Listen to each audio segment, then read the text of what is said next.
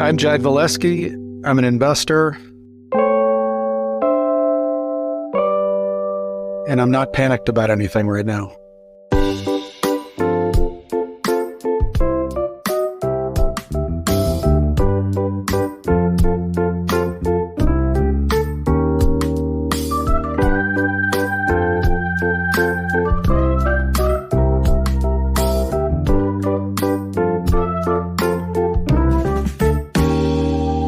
Knut. Howard. Ethan. Howie. What is your title this week? I'm still chief of staff. He's chief of staff, Knut. Yes, he is. It's like the longest running chief of staff at Kramerica. Actually, there's another Kramerica on the show today. I'm looking through his bio, and he started Kramerica as well. So we're going to have a lawsuit, it looks like, with our guest coming up. You are in for a treat. I don't know, Knut, you've met Jud maybe at Paloozas? We might have you at some point. Yeah, Jud's one of the smartest people I know. And you know that's a lot willing of to talk to people. me. I know a lot of smart people that just don't return my call. Jud returns my call. So I continue to call him. So funny, I wanted him on the pod. We have the same taste, and I'm full of taste. So Jud surprisingly has taste. And I'm taking in cheap shots before he has a chance to get on here. And we just spent 2 fun days catching up with, he caught up with Ellen and some friends. He was visiting New York, checking out spots for his kids. And we ran into each other. I was at the Crosby having breakfast. He walked in for a meeting. Oh, Jud, we don't plan to run into each other in places like this. He's a Boulder, I'm Phoenix. And I'd just come off a long road trip. And we were chatting, and I told him my daughter lives on the Upper East Side. I said, you got to go check out the Lowell. Listen, Jud and I know each other well. I trust Jud. Jud is a traveler and likes certain things just like I like certain things, just so. And I trusted him, and we had a great time. Had a great catch-up. We sat in the lobby, watched some weird Upper East things going on, which was fun, very different to have locals versus just the hoity-toity Soho people. So I really enjoyed the quiet of it. Cool. And I said, Jud, come on the pod. And Jud goes, I have nothing to talk about. I'm very wealthy, very confident in my own skin. I have, what, you do a podcast? And that was when I said, you have to come on if you don't even know I do one. And he knows so much about the world. He's an engineer, I think, by trade, back when engineers used fingers. Now it's just AI, and they tell the computer subconsciously what to do. And we're going to talk a little bit about that. We're going to talk about one of the great companies at Web 2 that was built, which is Gnip, which was a social data analytics company out in Boulder, which was acquired by Twitter and probably destroyed, but was the biggest business arm, as StockTwits knows from having our data. Gnip, he'll walk you through the product. Great name, Ping spelled backwards, which was part of the brand. And I remember succinctly going to meet his partner, not Jud, in Boulder. And as Howard does, he just storms into an office. This is the way the web used to work when people weren't greedy and thinking they were geniuses. They had just a piece of paper on their office door that said Gnip. Just a piece of tape with Gnip. And I charge him, I go, where's Eric? And he goes, Eric's having lunch. I go, who are you? He goes, co-founder. I said, well, fuck Eric. We're now friends. And we've stayed friends ever since, gone hiking and all over the place. Awesome. Anyways, and he is panicked about nothing, which is important because, and by the way, he also was early on at Honey, which was acquired for, $100 billion by PayPal. And Jud's also an LP in our fund. He was CFO at Techstars for a drink or two, for a coffee, and obviously huge on the Boulder tech scene, but, out of the limelight. So let's bring on Jud. Will do. But first, a word from our sponsor. This podcast is brought to you by Distance, the ultimate shopping destination for cyclists and endurance athletes. Discover top-tier cycling brands from around the world all in one place. Get free shipping and returns when you sign up to join their community of athletes, ambassadors, and enthusiasts alike. If you're a cyclist like me, check out Distance, that's dstnc.com, and save 15% on your purchase by using code PANIC15. That's dstnc.com, and the code is PANIC15. Jud, you're on. Hey, good to see and hear you. Yeah, are you back in Boulder? Back in Boulder for a little bit. Loving it. So So tech. I want to talk about tech with you because you're probably, well, first of all, you're not panicked. Explain to me when we asked a million guests, what are they panicked about? And I like your answer. Only a few guests have said they're panicked about nothing. And you said you're not panicked. So what does that mean to you? Panic for me is when I've got something in motion that suddenly goes in a direction I had not anticipated. And I almost feel like I get the buzz factor of panic, the word. I get why you're poking on that. But to me, it's more like, what might I be worried about? Panic is a very specific thing for me. And I'm not in that state right now. I'm worried about lots of things, but I'm not panicked about anything. Correct. There's two things to do about panic. You panic first, which means just quietly just panic before everybody else, and very few people can do that. They wait for other signal. And generally the idea was a play on words. Like if it's, sure. Generally it's too late to panic by the time you panic. So very little to control there. Worry is one thing. The country is a constant state of worry, hence the sales of drugs. This country has been packaged and sold as the worried states of America, WSA, and that's been the good sales job through all this. Well, we talk about what the real problems are. They've to anxiety, heightened by people like you engineering cool toys. But no, you didn't think of that when you destroyed the world. Back then. No, and that was a long time ago. I think there's a lot of folks from that era are reconsidering some of the technical and product decisions that were made.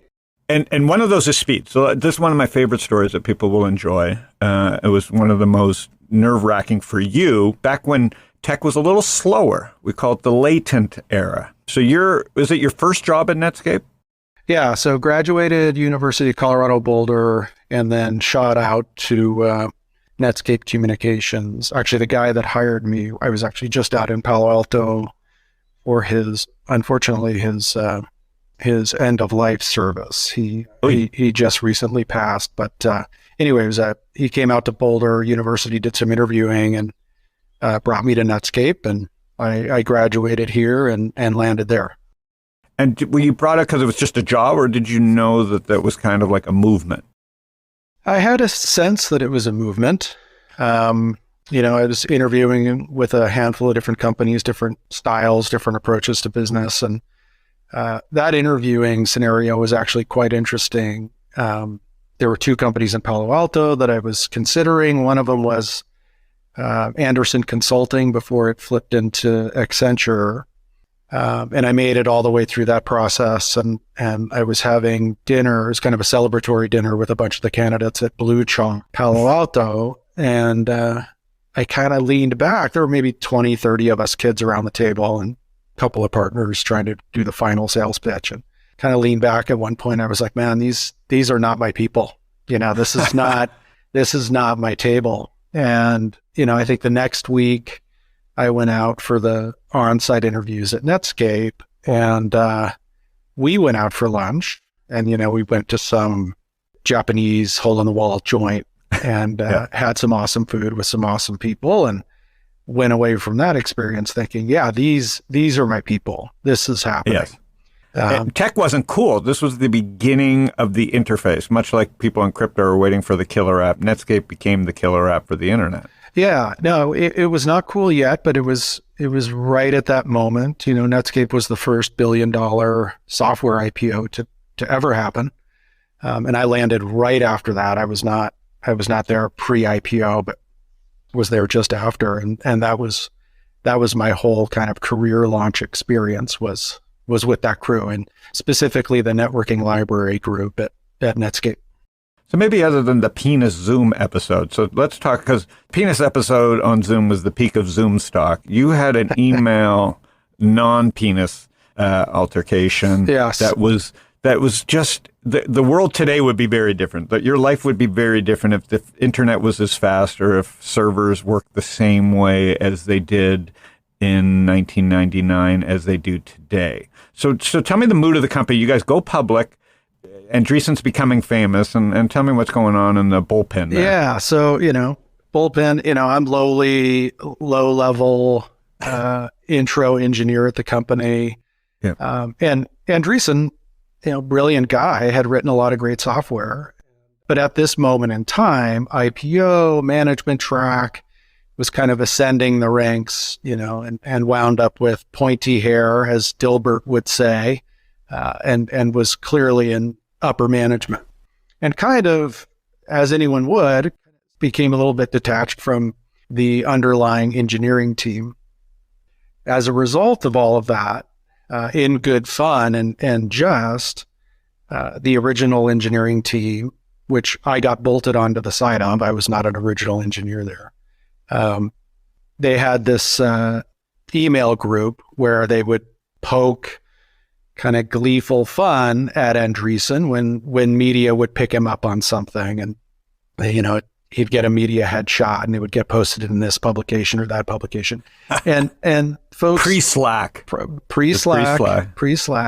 and every time there was a new publication, someone would throw a gentle rock into the private email group list just to kind of poke fun at their buddy that had been taken over by the management board. And one day I got into the office particularly early, and I caught some media publication that had just published something with him, and there was a headshot. And I thought I would be cool and trying to get to know the group and become one of the crew. I thought it'd be cool to grab that shot, post into the email group, and there was some quip. I made some quip about, hey, we're losing him even further down the pipe here, and I thought I had come up with something cute to say, and push send, and kind of lean back in my chair. Regret. Yeah, lean back in my chair. I'm proud of myself, and I look at the screen. And as the progress bar is cranking away, I noticed that I had addressed there was a progress bar, just so you know. The internet had a progress bar. That's right. I noticed in the to field, I had addressed it to him directly. By mistake. By mistake. Subconsciously, I had sent it to him instead of the email group. And I lunge forward, smash the keyboard, throw the monitor out of the way, like just trying to get to some cable to try to interrupt what's going on. And before I could do that, sure enough, it was sent. And this is my first job out of college. I'm navigating life. I don't know what's happening in the world, but I know I had just made a serious mistake. Yeah, fundamental error. And, the email didn't say anything terrible, but it was clearly mocking and joking multiple levels up my boss, right? Mm-hmm. And at that moment, I'm panicked, right? Something I had sent in motion went in a direction I did not anticipate it going. And I'm flipping out, grab the phone, call a buddy in IT that I happen to know, worked with. I think at that time we were using Microsoft Exchange. Got him on the phone. I said, hey man, I got a weird question. Are you able to go in and delete a message out of someone's box? It's like a modern Seinfeld episode with the voicemail. Full on. That's right. That's right. It would have been. Yeah. It would have been trying to get the taking tape out of the voice recording machine. And he's silent. And then he's like, dude, do not ask me to do that. Like, I don't know what rules we would be violating, but a lot of them, right? Mm-hmm. And I'm like, I'm not asking you to do it. I'm just wondering if it's technically possible. And he's like, yeah, it's technically possible. And I said, thank you. And we hung up. So I'm kind of mulling over, my God, do I actually ask him to do something like this? Who knows if he would have even done it? Tried to figure that out. I'm panicking. And we had these PBX phone systems at the time. And my phone rings and caller ID says Marka on it, Mark Andreessen. And I'm like, oh my God, here we go. More panic. And watching my life flash before my eyes, I grab the phone. I say, hey, this is Jud. And there's a woman on the other end. And she says, Jud, this is so-and-so. I'm Mark's admin. And I just got an email here. And I screen his emails just to filter down for him. And I just want to be sure you want me to forward this on to him before I do so. Because I'm not sure this is the kind of email you'd necessarily do that with. And I said, please don't forward that email. It was sent by mistake. And at this point, she's chuckling. And she said, Today that would have been on Twitter, and It would have been over. you would be in Russia. That's right. So you were spared by latency. Latency. That's right. There, baked in latency. Any advice for your kids today based on what happened? See, the kids don't get to make these type of mistakes. The world just is moving at such a fast pace. So you got lucky. She was a wonderful lady. Yes. She obviously was doing her job. She spared Mark a big headache. Like, in the end, she did her job. Like, Mark wouldn't have been happy to see that. No, of course it was a waste of time. Totally. And I did send her flowers the next day. Mm-hmm. Yeah. Advice today is, 1, don't use social media. 2, if you're using email or, any tense interaction, you just got to pull the 24-hour rule, right? Draft it. But send it to yourself. Yeah, sleep on Send it to yourself. and see how it feels in the light of the next day. Yeah. What I generally do is I pick on one person, I send them everything. So it's just someone I dislike, and they read every thought that's in my head.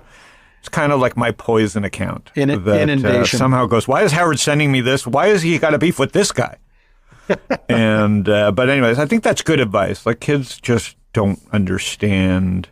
You got to slow down. You didn't understand what you were doing, and you were saved by a great assistant who was saving both Mark and you aggravation, keeping productivity going. I think one thing there is, as many layers as there were, the world was way more productive at some level. Yeah. Like, think about all the time wasted on social with people just going, I wish I didn't say that. 100%. So did you make a little money in Netscape, or did you move right on? It did fine. I had a stock grant. It wasn't pre-IPO, but it was a decent grant, and did well.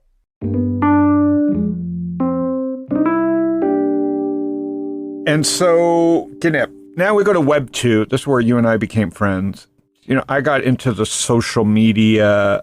I just got the fever, right? I'm not a tech guy. So YouTube, Twitter, LinkedIn started making sense to me. So I went all in. For you, what got you excited? What made you start Gnip?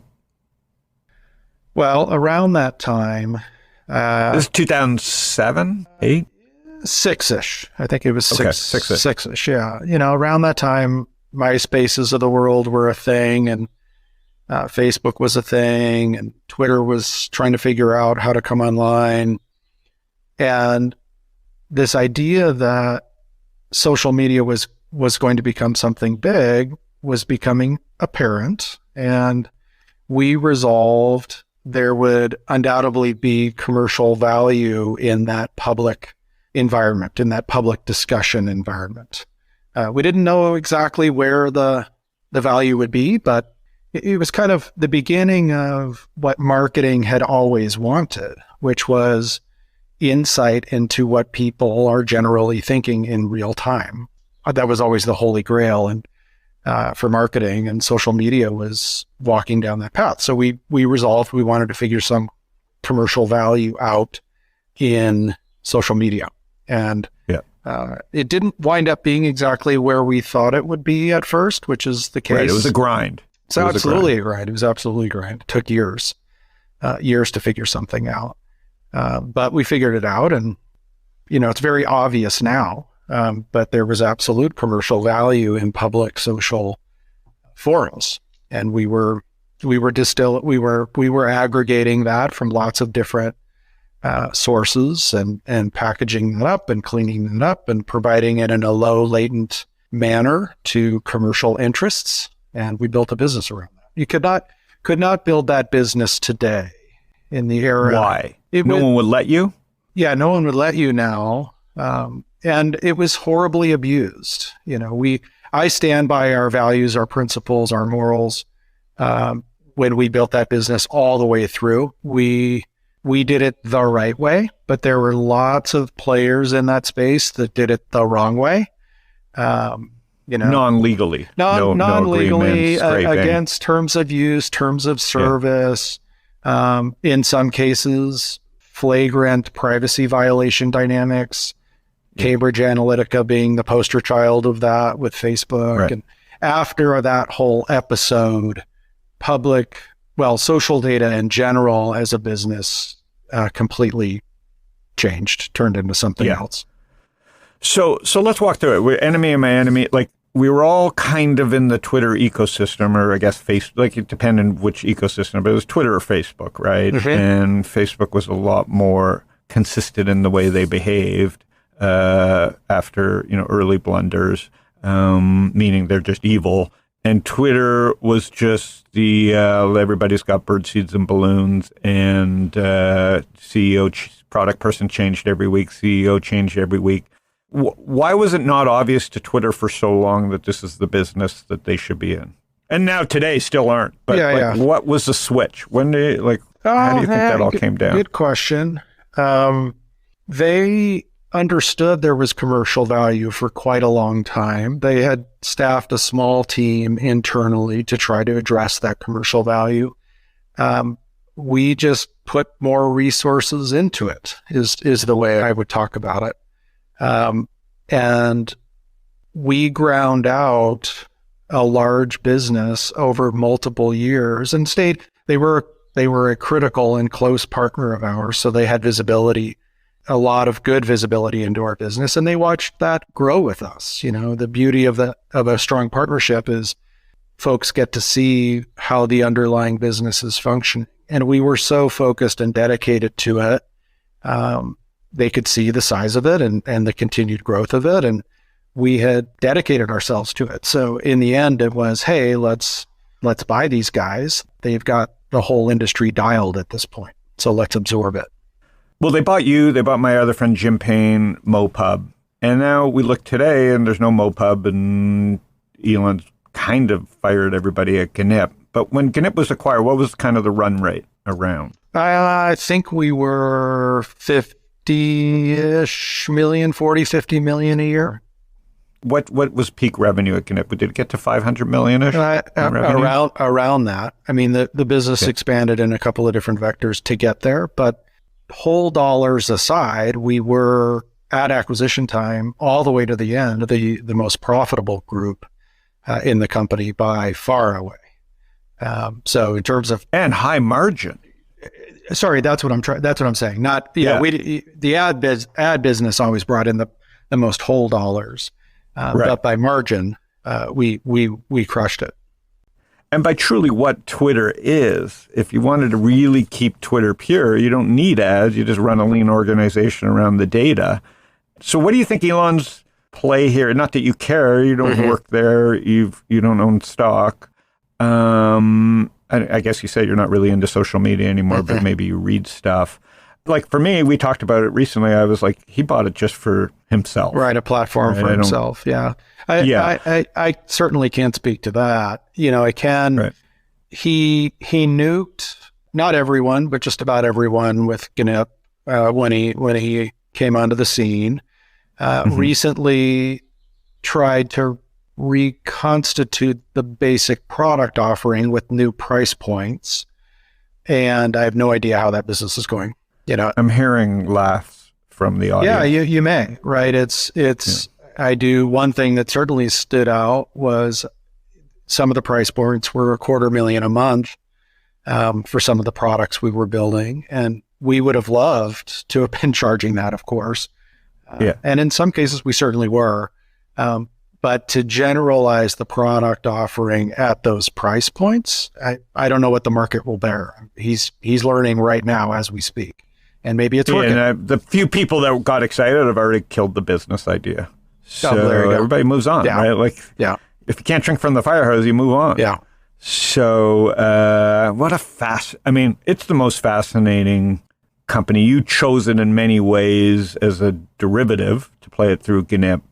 So I think all the smartest people, whether it was Fred Wilson or you or Brett, were around it because it's the Nile River. It was the digital Nile River. It was just a protocol that everything was flowing through. Good, bad, ugly, evil.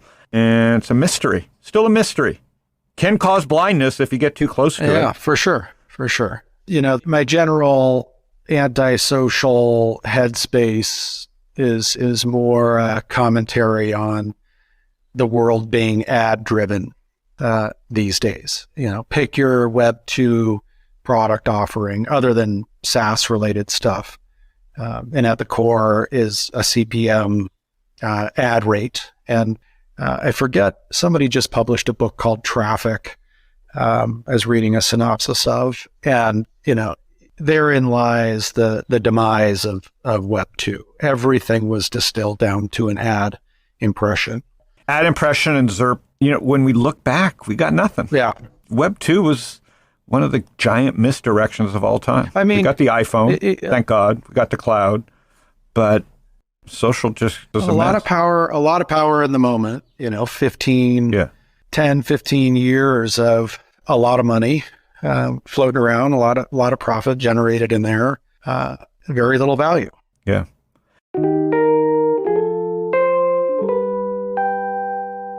And so you got a good deal for yourself.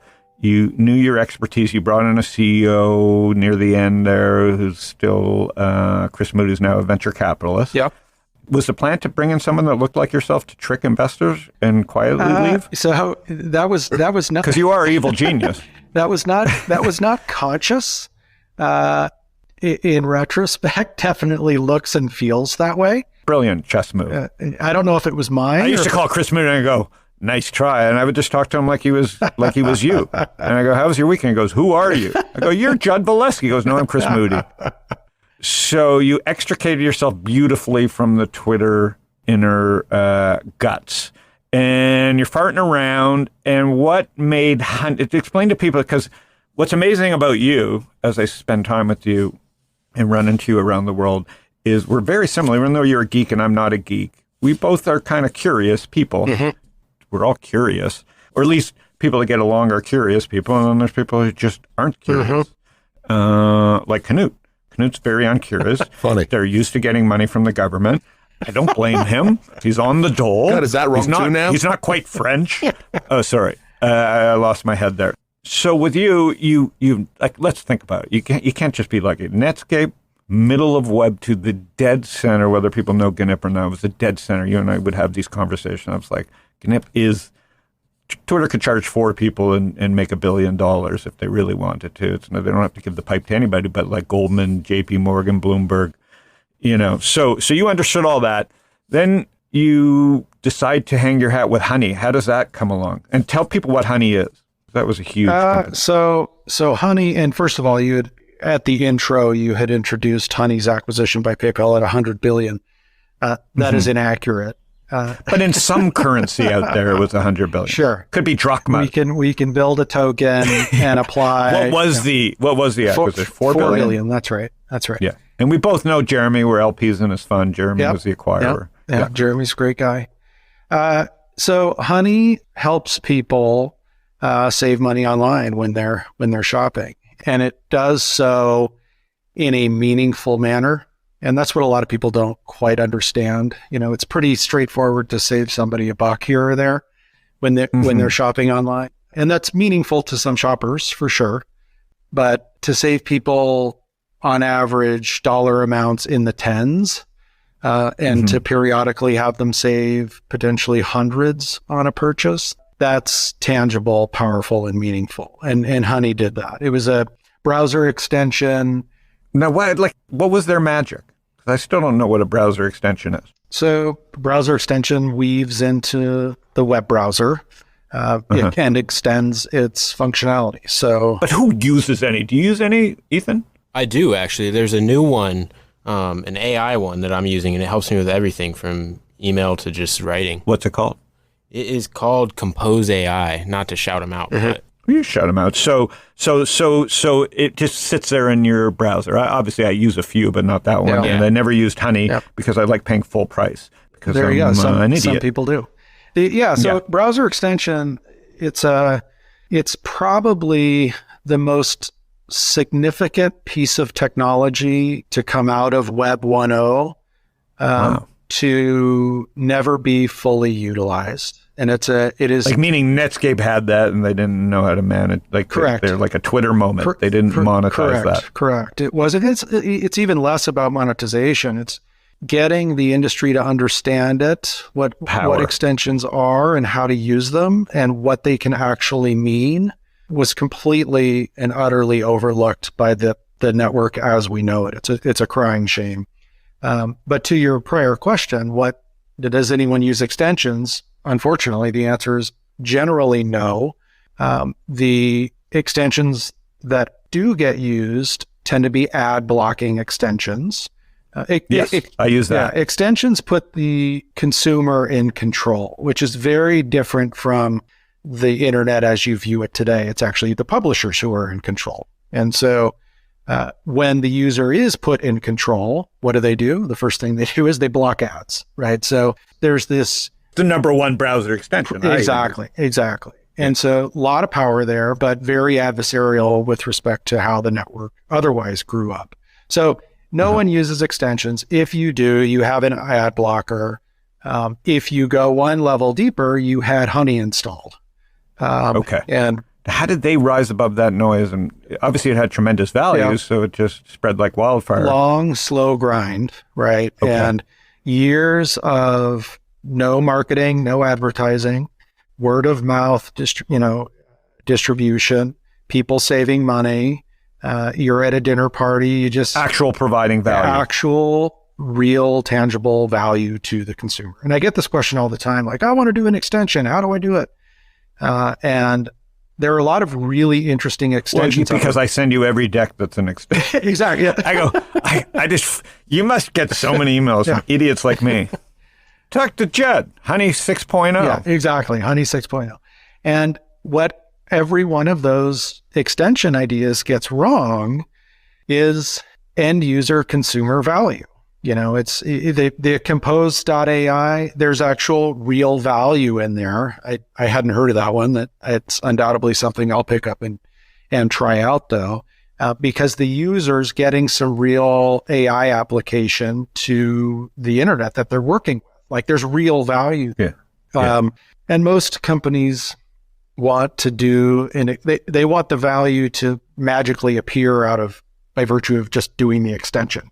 And it's like, no, it doesn't work that way. You have to, the extension is the thing that ultimately gives an avenue to the value for the user. And so how did Honey build it? What was Honey's genius? Honey's genius was in tapping into existing ad frameworks and tying that together with discount codes and users' shopping habits and behaviors. And then again, slow roll, organic growth, providing users real value, and then was poking around potential strategic partnership dynamics with PayPal, and that turned into a closer look by Jeremy and turned into an acquisition. So you go from Netscape to selling your own company, not starting your own company, doing a stint with helping the Boulder community with Techstars, to some monster company. Mm-hmm. What's the difference of all of them? Oh gosh. Well, any more satisfying than the last? Or is Gnip the most satisfying because it was just they're all satisfying in different ways, right? One thing that was unique that caught me off guard post Netscape. Netscape was a phenomenal moment in time. It was an incredible set of people doing brilliant things that were very difficult to do. And I came out of that Netscape experience thinking that was it, which was a problem because I was in my mid-20s, right? It was, I was like, wait, But you had hair. I mean, you had everything going for you. I had a little bit of hair. You had a flip side of what you look like today. There you go.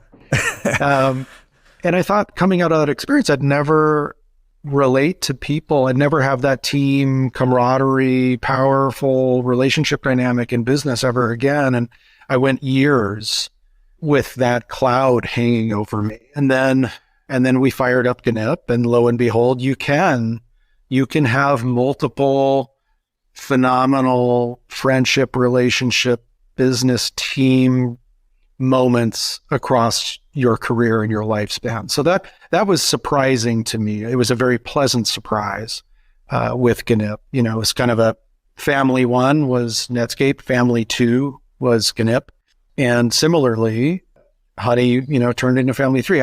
This was all surprising to me that you could have several of these phenomenally powerful life experiences in one life.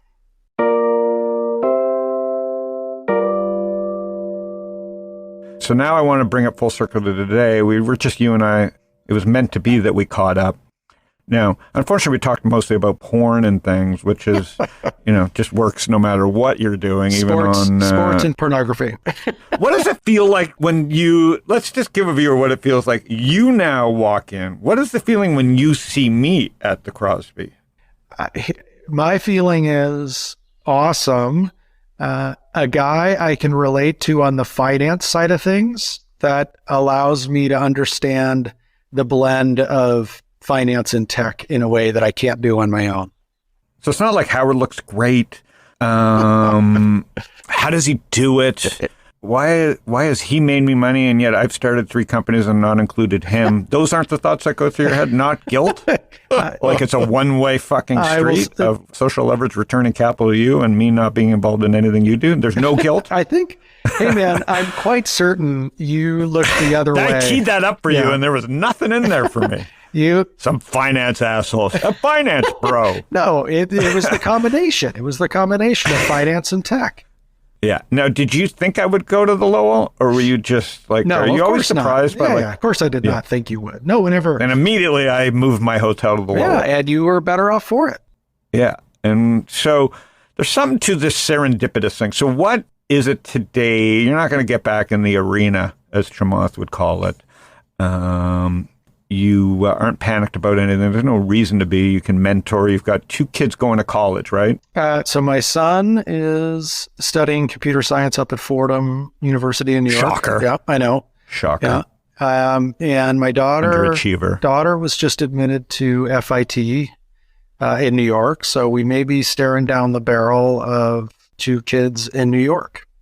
And then my daughters there that you got to see. So it's just fun when your kids are in here. I mean, if you're in America, and there is no war, and there is no, draft.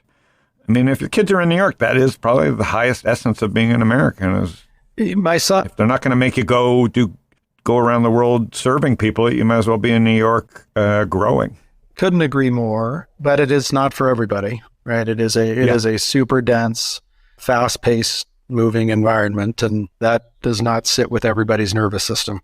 Yeah. You invest with social leverage. How do you think we compare to other people that you invest with, just top of your head?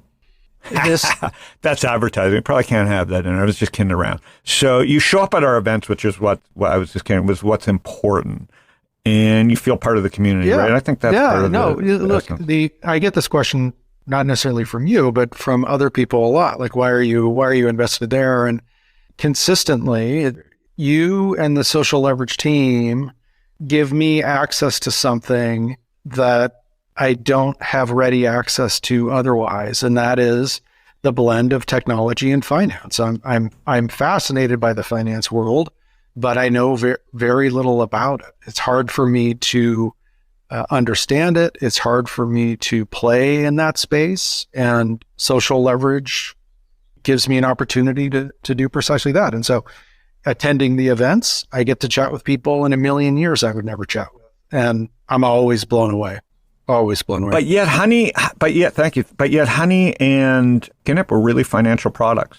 Gnip had... At the highest level, they were high margin of everything that fintech promised. I have to say this out loud a lot these days because, for all my work, there's just a lot of low margin, degenerate type products that were created.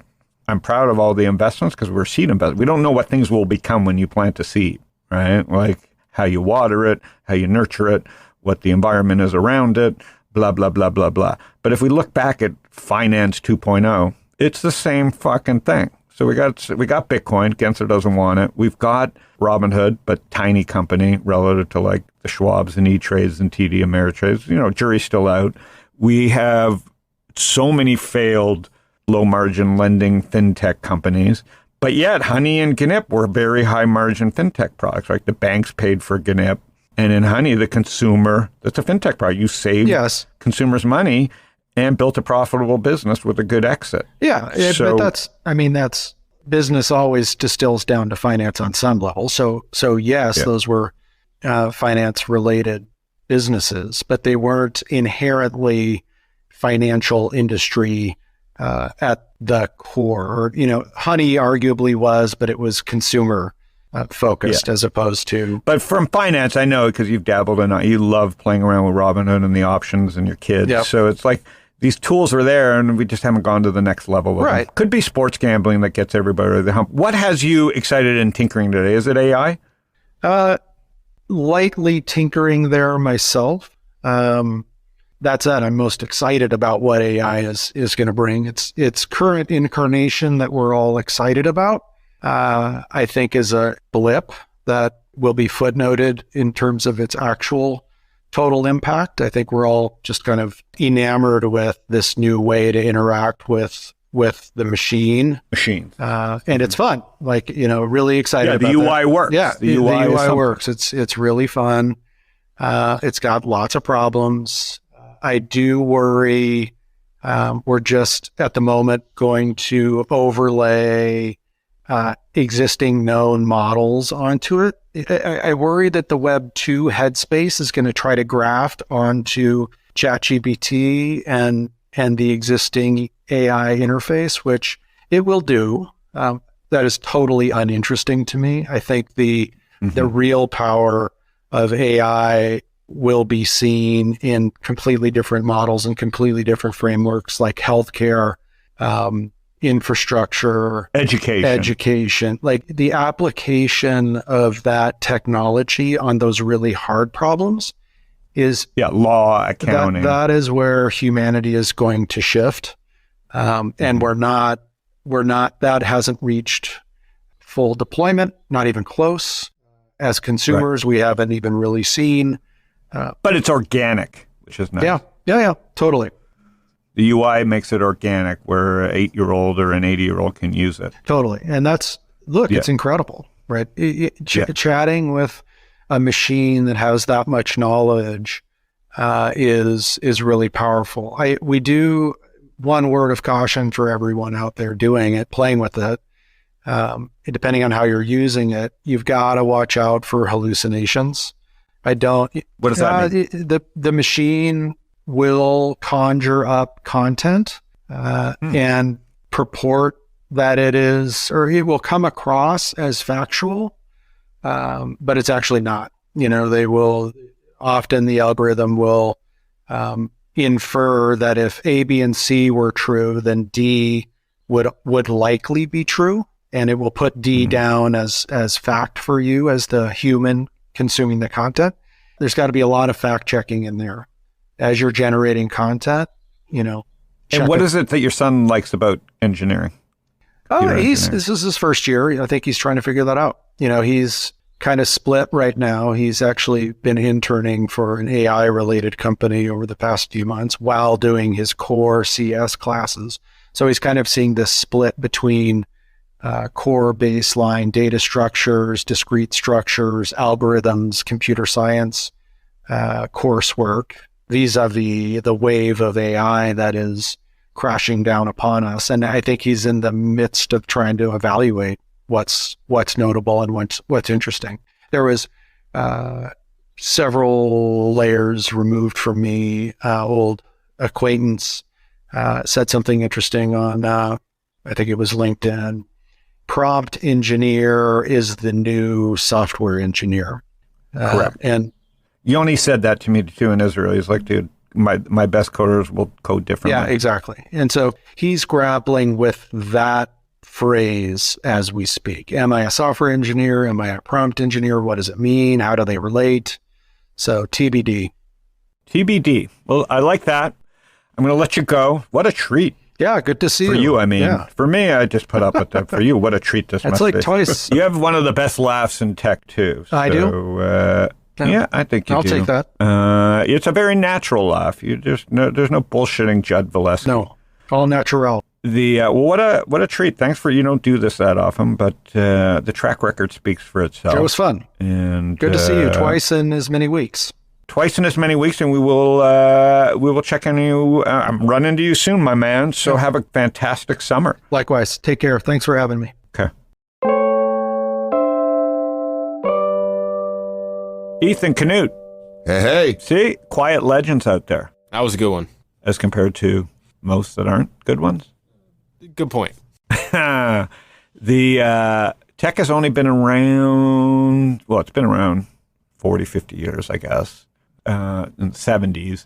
But when we start getting the first inklings of what the internet would be, probably, but semiconductors. But, when you get someone that's been that ground level across 20 years of this, pretty good. They can speak English. Ohm is like that, but not as maybe the entrepreneurial side. And then to actually have an exit to Twitter and then go be involved in a $4 billion exit right after, bing, bang, boom, and have your kids now going in talented design and engineering. It's pretty cool. Pretty cool guy because he's very humble about the whole thing. Yeah. It's fun, and he breaks it down in English. No BS.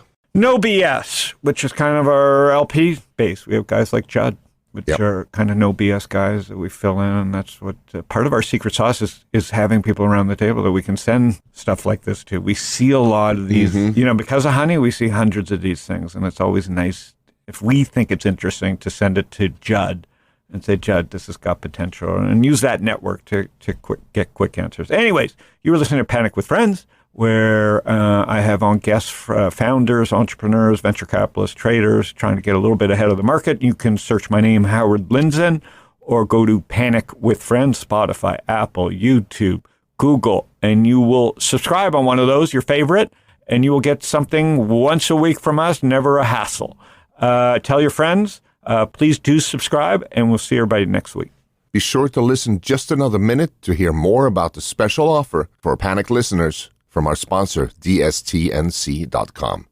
I started getting into cycling about 8 years ago and discovered an incredible community of like-minded individuals sharing the same passion. I consider myself a fashionable guy, but when it comes to cycling wear, the selection is extremely limited, and it's challenging to find the right size and fit.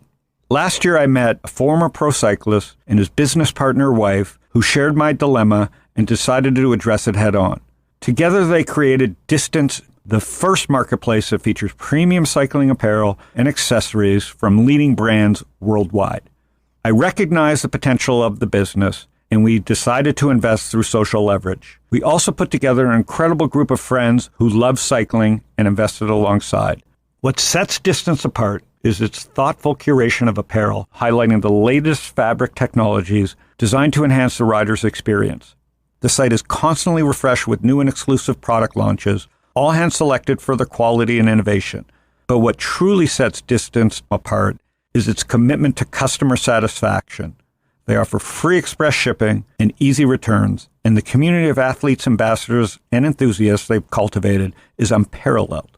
If you're a cyclist like me or no one and seek the best in cycling apparel, check out Distance. That's DSTNC.com. And for a limited time, save 15% on your purchase by using the code PANIC15. That's DSTNC.com, and the code is PANIC15. Also, don't forget to sign up to join their community, and you'll gain access to exclusive offers, social rides, and community events.